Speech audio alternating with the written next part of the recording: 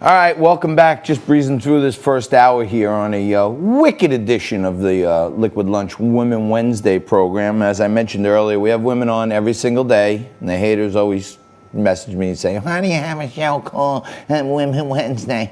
No, it doesn't mean there aren't women on other day. On Wednesday, we try to focus on getting a predominant amount of the women's perspective on things. Women in business, women in politics, women in philanthropy, women in the arts. We cover it all.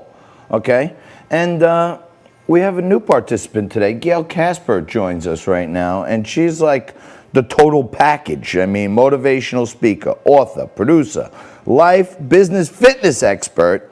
And Gail, thank you so much for joining us for the first time. Me personally, I need almost everything. I'm a decent writer, so I'm not going to need your help on the author side, but I need your help on all the others right off the bat. So I'm here for you, but thanks for joining us. Well, tell me what's going on, John. What's going on? Oh my God. You know, I would have to channel all my personalities and put them on the table right now to give you the full picture. I'm listening. She wants it all. Bring it on.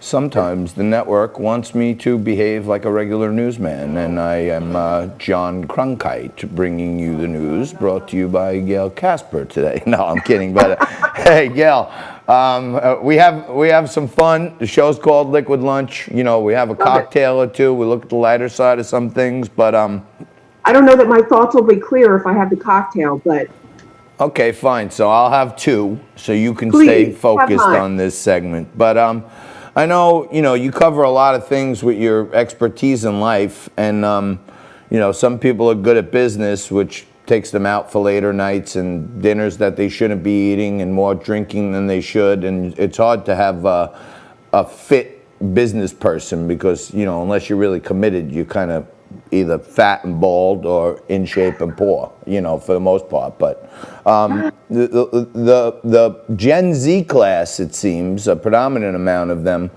are enjoying another participation trophy during the quarantine because this extra stimulus unemployment money has people unemployed but being paid so much. I'm hearing from small business owners all across the country saying they can't hire their people back because they're making more than they would if they came back to work. How crazy is this?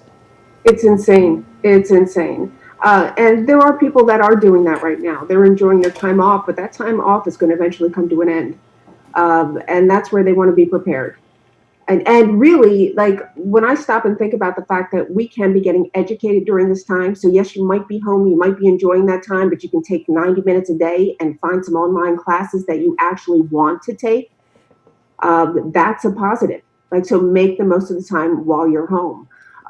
There are so many unemployed and so many businesses that are looking for people right now. It is a great time for those of you that are thinking outside the box and trying to get into something new. So there are people that are looking for work right now. Now's the time to bring those skill sets to the table and approach some people.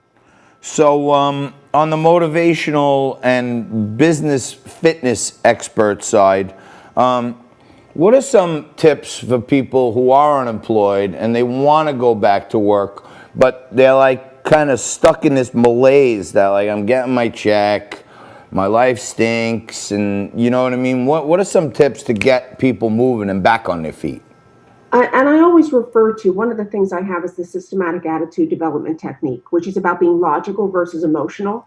And if we're stuck inside or we're crammed inside or we're not making the most of who we are, we start to get depressed and feel bad about ourselves. So the very first thing that we want to do is establish that plan. And one of the things that I just mentioned to you is education. What are you doing to get educated? And I think of past, present, and future. So past being, what are the skill sets you have in place? What did you do? Customer service, leadership, sales. What was it? What are the skill sets presently that are really, really important? Everything today, John, is going online. Is it web development? Is it mobile app development? What is it? You can Google online free courses and find some courses that you actually want to take. So even if you're home and you're like, hey, I'm having a great time at home, what do you want to be taking? There are courses out there that can actually get you onto a brand new track. And future is put it into play. 90 minutes a day, get educated. I like that. I myself have been creating another personality, Juan, and I've been using the Babbel courses and trying to learn Spanish so I can talk to myself in Spanish, like "Cómo está usted?" Is that good? Like learning like that? I love it. I love it. Learning another language is always a positive. And you say, is this an alter ego of yours? Where are we going with this, John? Well, I don't know if you heard, but Trader Joe's has this brand of like Mexican foods, and it's called Trader Jose's.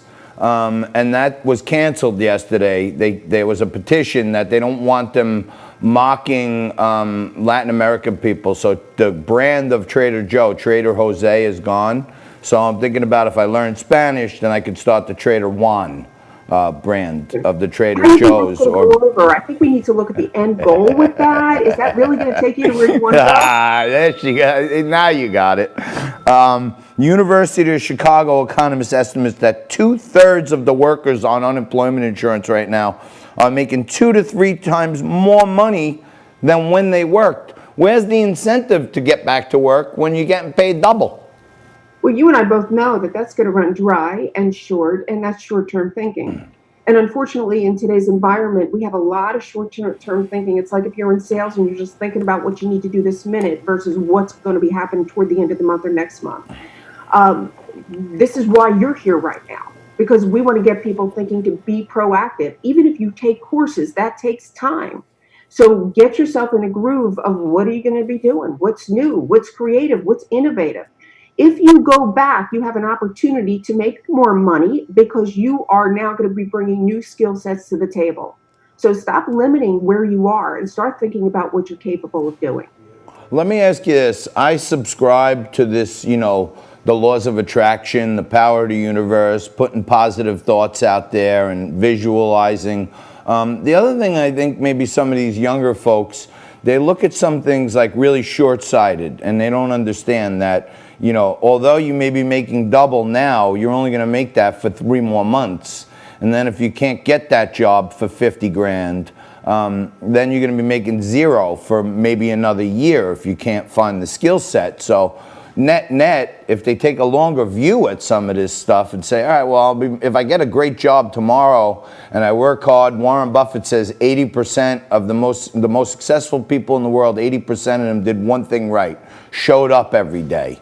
And I kind of put that together with like a little, truism my father used to say to me that, you don't really care about anything until you buy it with your own money.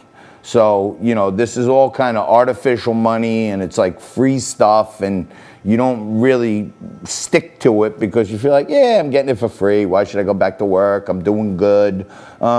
Should younger people and even older people kind of take a longer positive view on some of this stuff? Yeah, you know what, they need to, but I would have to say now more than ever, especially if you see a friend or a family member in that groove, now more than ever, it's time to be that mentor, to be that leader, to support them in some way, because it is short term. It's not long term for them. And we don't want them to be stuck in a place that they are doing nothing. This is an incredible gift that we've been given. If you can take that time to figure out where you want to be in life, because so many people out there are not doing what they really want to be doing. They're just working. So if you can stop and say to yourself, what do I really want? Yep. You have been given a gift of money to be paid to then learn what you want to do. Yep. So let's try to appeal to their wants and where they see their future as a possibility. In our final minute here, a lot of people, like you said, they're just working. They're not actually doing what they love to do. And a mentor of mine told me years ago, I used to see him only a couple of times a year, and I'd say, hey, how can I do better? I want to do this, that, or the other thing. And then he would tell me something, and then when I would see him a year later or so, I would say, hey, what else can I do? And he would say, well, what'd you do with that?